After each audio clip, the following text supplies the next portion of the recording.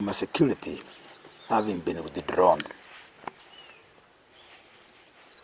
is a very unfortunate situation, and I am not as worried about it as I'm worried about the falsehoods that are being spread about it. And I dare say there were no such arrangements. People with malicious intentions wanted to lie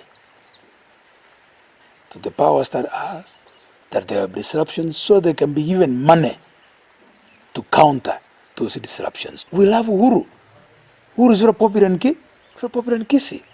It's very unfortunate, and I appeal to the security agencies to do proper investigations and know where these rumors were coming from. Otherwise, it's an embarrassment.